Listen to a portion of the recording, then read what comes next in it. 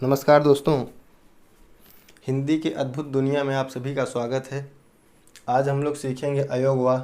अयोगवाह क्या है? जो न स्वर है और न ही व्यंजन है, उसे अयोगवाह कहा जाता है। इसका स्थान स्वर में है। स्वरों की संख्या कितनी होती है? 11। लेकिन अगर कुल स्वरों की संख्या पूछी जाए तो 13 हो जाती है। तो इसमें जो दो संख्या बढ़ती है, यही अयोगवाह की वजह से बढ़ती है। अयोगवाह क्या है? अयोगवाह से आप और हम शुद्ध लिखना सीखेंगे। शुद्ध का मतलब यह है कि परीक्षाओं में बार बार पूछा भी जाता है कि शुद्ध और अशुद्ध विकल्प चुनिए। 4 ऑप्शन होते हैं, उसमें भी काम आएगा, संधि में काम आएगा। सभी परीक्षाओं में पूछा भी जाता है। इसके अलग अलग प्रश्न हैं, अभी आपको हम बताएंगे। तो अयोगवाह क्या है? अयोगवाह किसे कहते हैं? तो अयोगवाह न तो स्वर है और न ही व्यंजन है, जबकि इसका प्रयोग हमेशा स्वरों के साथ किया जाता है। कभी भी इसका यूज जो है व्यंजन के साथ नहीं होता, हमेशा स्वरों के साथ होता है। स्वर कितने होते हैं? 11। कुल स्वरों की संख्या कितनी होती है? 13। तो जो इसमें 2 बचते हैं वो अयोगवाह की संख्या है। अयोगवाह के 2 बच्चे कौन कौन से? पहला अनुस्वार, पहले का नाम है अनुस्वार, जिसका सिंबल ये है अन। और अनुस्वार हमेशा, अनुस्वार का उच्चारण स्थान नासिक के होता है। ये प्रश्न पूछा जाता है कि अनुस्वार का उच्चारण स्थान क्या है? नासिक के है। और इसका दूसरा भाग क्या है? विसर्ग।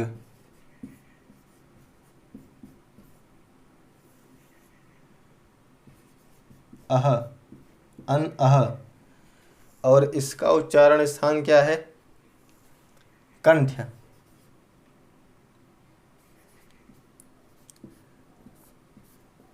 परीक्षाओं में पूछा जाता है कि विसर्ग का उच्चारण स्थान क्या है?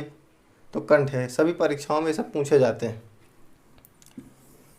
सबसे पहले अयोगवाह क्या है, फिर अयोगवाह के 2 भाग हैं, अनुस्वार और विसर्ग, अन और अह।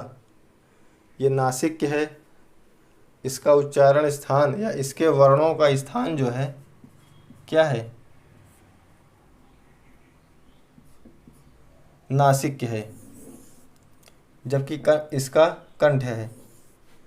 दोनों बहुत ही आवश्यक पॉइंट हैं।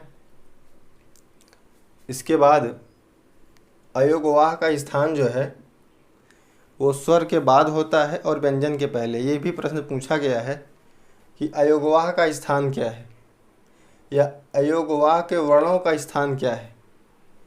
तो स्वर के बाद है। किसके बाद है?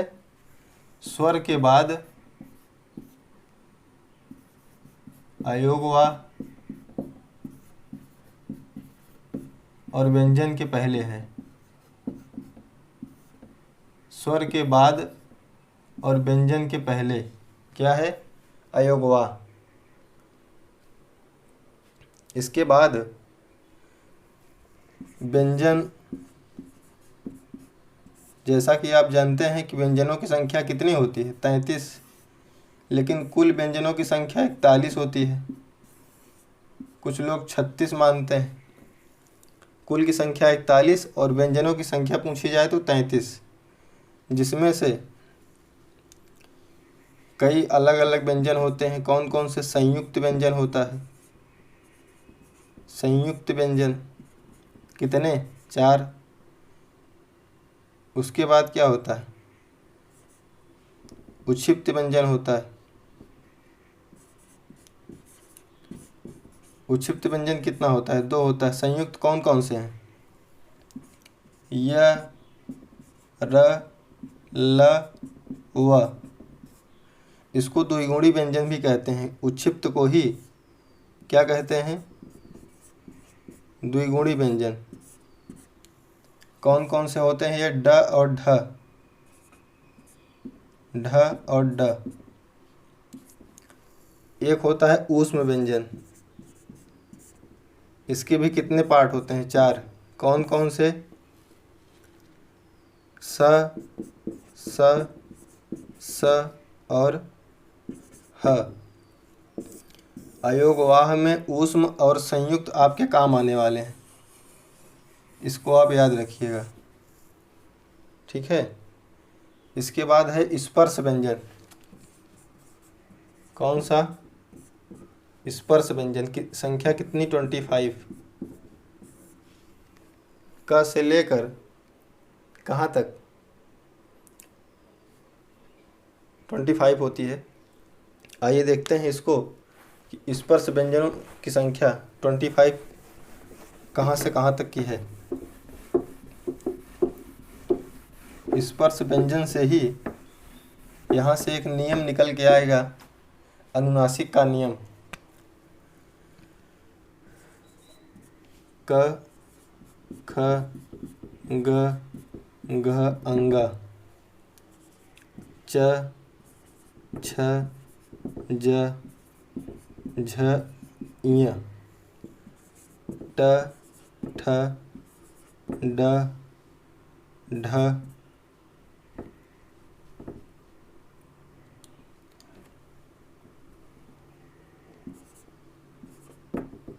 अण, ट, ठ, ड, ढ, अण, त, थ, द, ध, न, प, फ,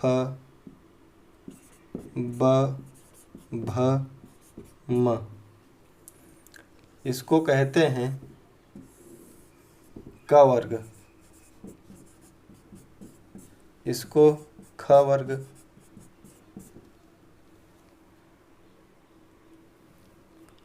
नहीं उल्टा हो गया क्या? नहीं, इसको क, इसको च, इसको ट वर्ग, इसको त, जो पहली वाली संख्या है वही वर्ग, और ये है प वर्ग। और इसको कहते हैं पंचमाक्षर, जो 5वां वाला अक्षर है इसको क्या कहते हैं? पंचमाक्षर, या इसको पंचम वर्ण भी बोलते हैं। और इसको अंग्रेजी में क्या बोलते हैं? कॉलम, इसको कॉलम बोलते हैं। तो ये 5वां कॉलम जो है, ये पंचमाक्षर जो है, इसी से पूरा खेला होना है। और इसको कहते हैं अनुनासिक का नियम। इसी अनुनासिक के नियम का खेल है, जो शुद्ध और अशुद्ध की बात की जाएगी। इतनी अशुद्धता व्याप्त है, क्या कहें।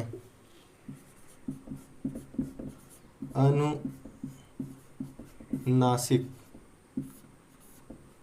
ये जो अह होता है अन चंद्रबिंदी वाला, ये अनुनासिक का सिंबल होता है। अनुनासिक का नियम ये क्या कहता है कि जैसे आपका लिखा हुआ है संसार, यह लिखा है संशय, यह लिखा हुआ है संयम। संसार, संशय और संयम,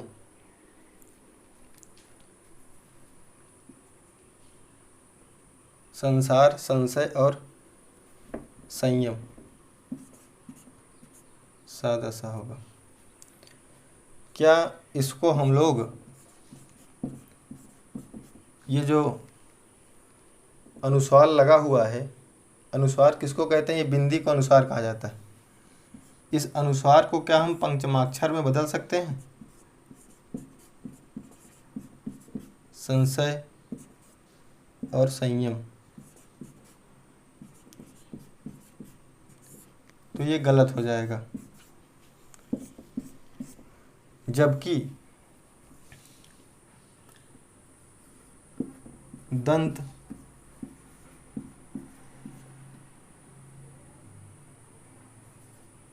दंड,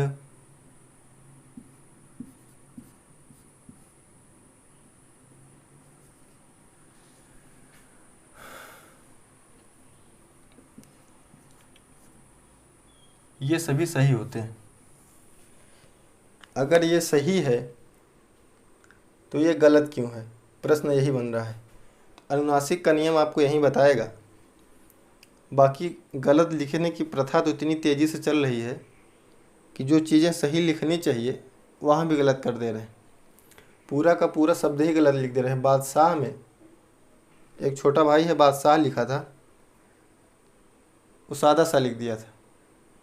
बादशाह में जो थोड़े से अच्छे शब्द हैं उसको आप गलत लिखिए तो ठीक ठीक क्या है, अभ्यास कीजिए, उसको भी सही लिखिए। लेकिन यहाँ पर ये सही हो गया और ये गलत क्यों हो गया? अनुनासिक का नियम कहता है कि जैसे आपका ये दंत लिखा हुआ है,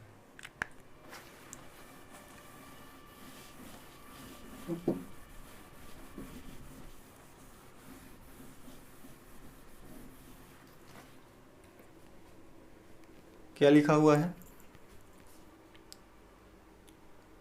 अंक।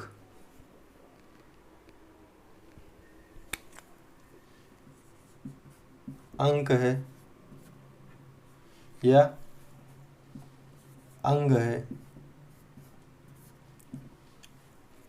अंक है, अंग है या गंगा है,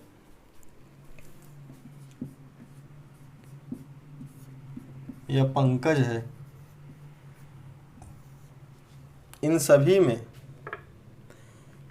सभी का जो दूसरा अक्षर होता है, वर्ण होता है, इसको इसके पंचमाक्षर से बदलते हैं।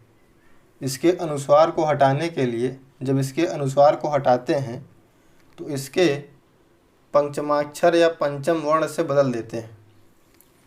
तो जब इसको हटाएंगे, किसको? अनुस्वार को, इसको हटाने के लिए इसके पंचमाक्षर का आधा प्रयोग करते हैं।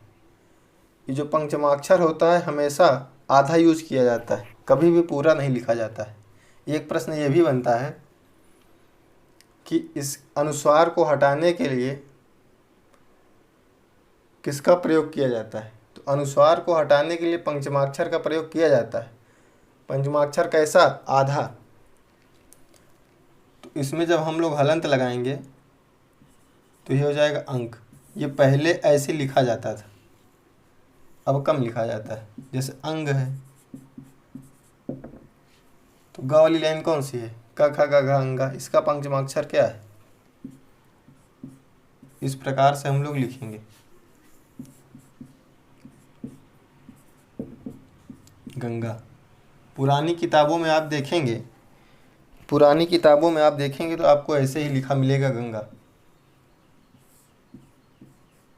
और पंकज को भी हम लोग कैसे लिख सकते हैं? इस प्रकार से, इस प्रकार से लिखा जा सकता है।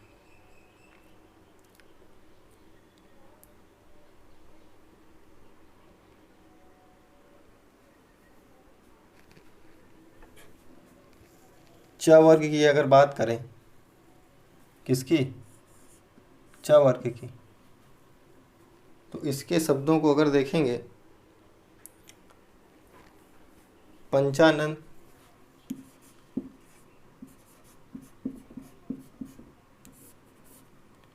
या पंचमुखी,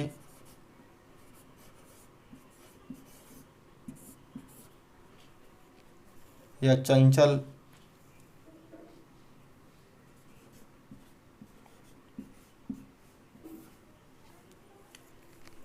पंचानन, पंचमुखी, चंचल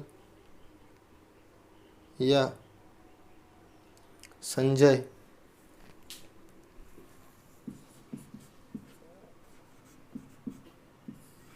ये शब्द आपके परीक्षा में आएंगे और आपसे पूछा जाएगा कि इसके अनुस्वार को हटा करके पंचमाक्षर में बदलिए, या पंचमाक्षर नहीं दिया होगा तो दे देगा कि इसके पंचम वर्ण से इसको बदलिए।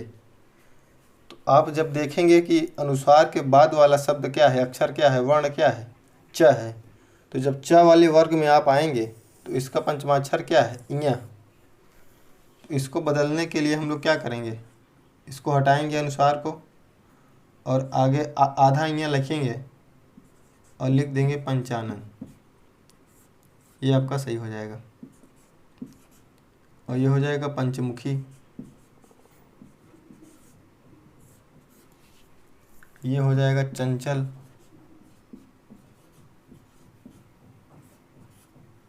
और ये हो जाएगा संजय।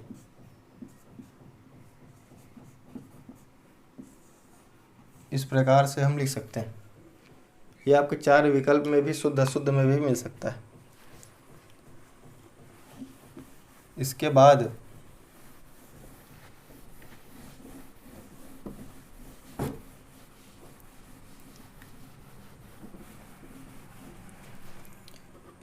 देखेंगे ट वर्ग। कौन सा? ट वर्ग वाला देखेंगे। दंत, ठंडा, घमंड, ये सभी किसके हैं?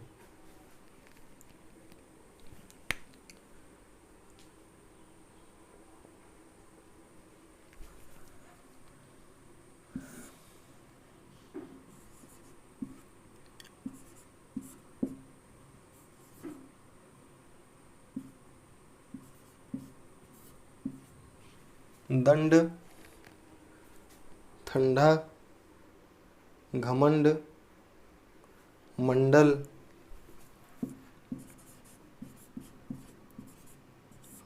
घमंड, मंडल, ये सभी किस में आएंगे? च वर्ग में आएंगे। आपसे परीक्षा में पूछा जाएगा कि दंड के अनुस्वार को हटाकर इसके पंचमाक्षर या पंचम वर्ण में बदलिए, या दंड के ही 4 ऑप्शन दे देंगे, 5वां इनमें से कोई नहीं, एक सही और 2 और गलत। उसमें से आपको छांटना होगा कि इसका पंचमाक्षर कौन सा होगा। तो जो दूसरा वाला अक्षर है, वर्ण है, इस वाली लाइन में जाएंगे, ये डा लिखा हुआ है, इसका पंचमाक्षर क्या हो जाएगा? अड़ा। तो इस प्रकार से इस अनुनासिक को हटाकर, इस बिंदी को हटा करके हम लोग आधा ड लिख देंगे और हो जाएगा दंड। इसी प्रकार से आधा लिख देंगे, हो जाएगा ठंडा। इसको हम लोग ऐसे भी लिख सकते हैं, कोई दिक्कत नहीं है। घमंड और मंडल, ये हो गया ट वर्ग। कौन सा? ट वर्ग हो गया। आइए देखते हैं त।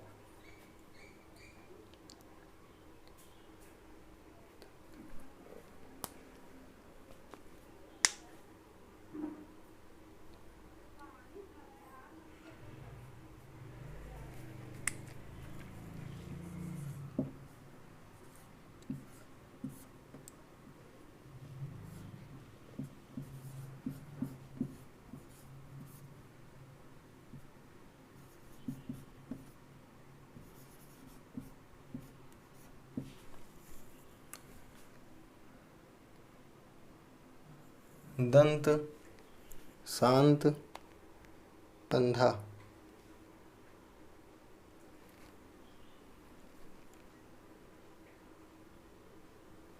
संबंध भी लिख सकते हैं, ये 5वें में भी आ जाएगा।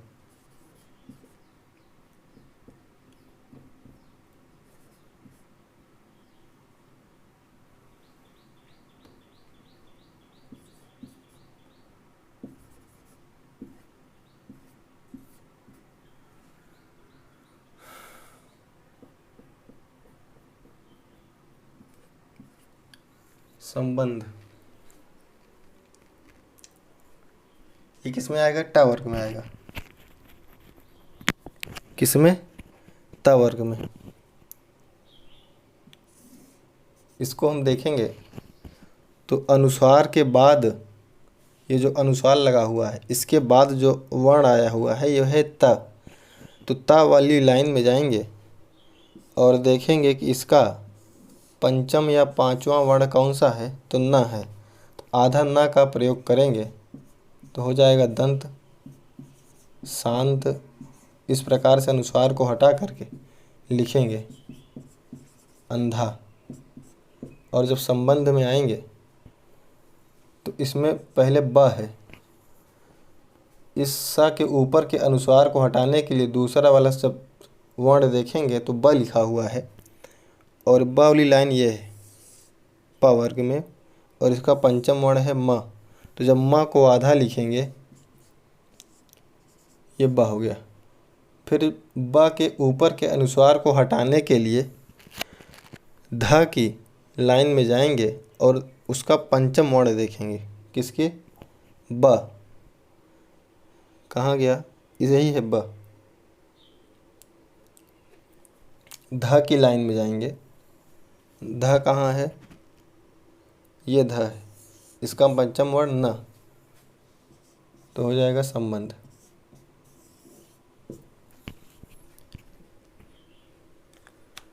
इसी प्रकार से जो पांचवा होगा वो क्या हो जाएगा? कंपन, अम्बा,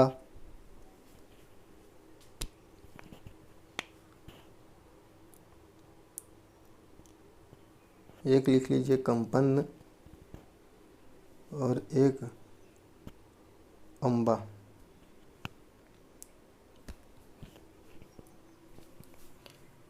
एक है कंपन और एक है अम्बा।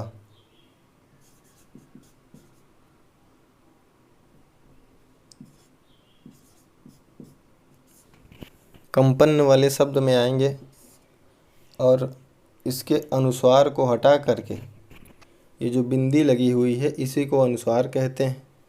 इसको हटाएंगे और देखेंगे इसके पीछे क्या लिखा है जिसमें हमको लगाना है क्या? पंचमाक्षर। तो लिखा है प। प वाली लाइन में आएंगे, इसका पंचमाक्षर देखेंगे है म। म को आधा लिखेंगे तो कंप हो जाएगा, और न तो है ही आधा न, कंपन। इसके बाद है अम्बा। अम्बा ब है, यही लाइन है। पंचमाक्षर क्या है? म है, पंचमाक्षर हटा के लिख देंगे अम्बा। इसके बाद जो खास है कि कहाँ नहीं लगाएंगे, कहाँ पर अनुस्वार को नहीं लगाएंगे।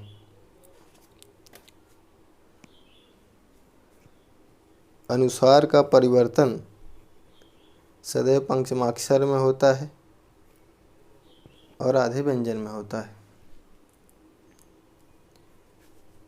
आइए देखते हैं कि अनुस्वार का, इस अनुस्वार का कहाँ लिखें।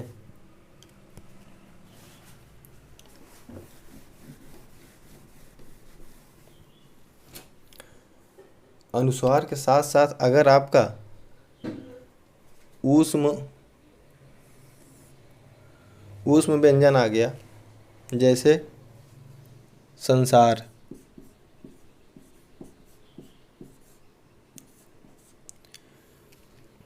इस अनुस्वार के बाद जो शब्द है स, ये ऊष्म व्यंजन का शब्द है, वर्ण है।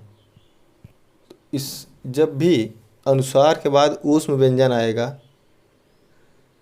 क्या? जब भी अनुस्वार के बाद क्या आएगा? ऊष्म व्यंजन आएगा। कौन कौन से? स स स स ह, तो यह पंचमाक्षर में नहीं बदलेगा। किसमें? पंचमाक्षर में नहीं बदलेगा।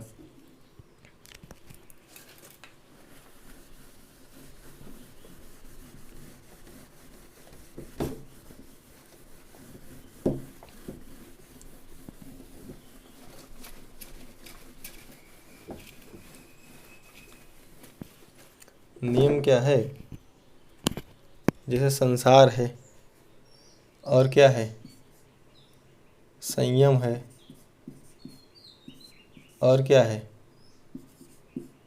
संशय है।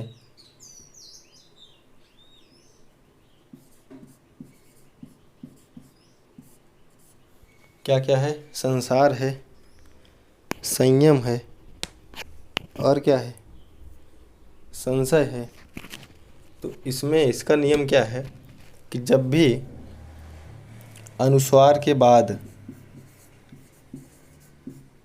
अनुस्वार क्या है? इसी बिंदी को कहा जाता है।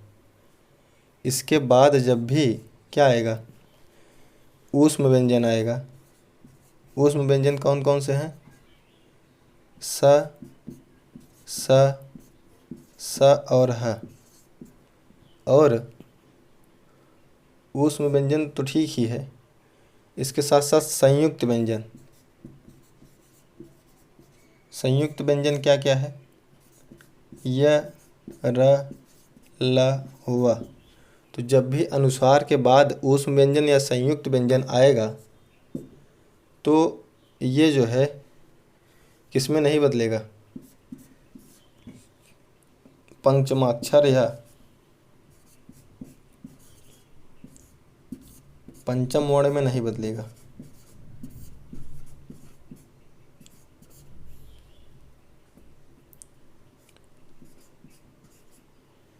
नहीं बदलेगा।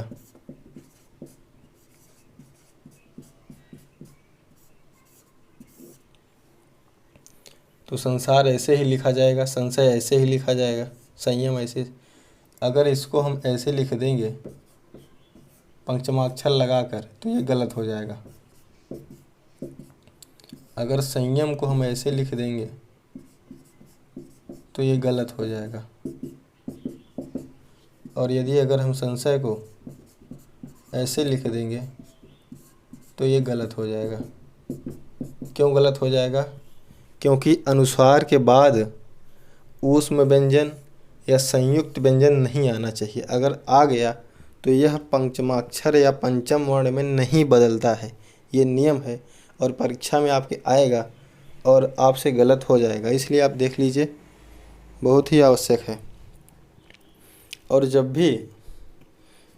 भी मात्राएं, जब मात्रा लगती है इस प्रकार से या इस प्रकार से, ए, ऐ, ओ, औ, या बड़ी ई की या छोटी ई की, तो इन मात्राओं में जो किसका अनुनासिक का जो सिंबल होता है ये भी अनुस्वार में बदल जाता है।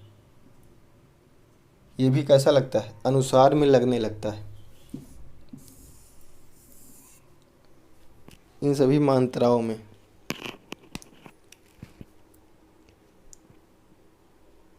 और जब भी दो पंचमाक्षर एक साथ आ जाएं तो वह, जैसे सम्मान लिखा हुआ है, तो वह पंचमाक्षर कभी बदलता नहीं है। जैसे सम प्लस मान, तो यह सम्मान ही होगा।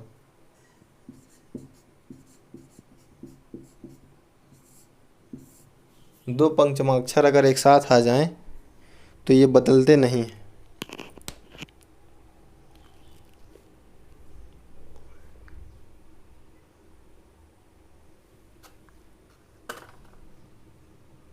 Okay, thank you, bye bye, Tata.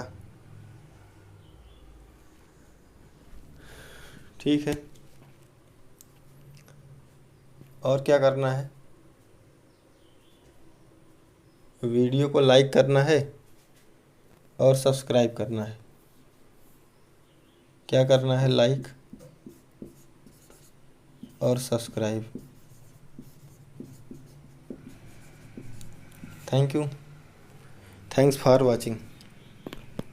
Thank you, thanks for watching. Thanks again, thank you.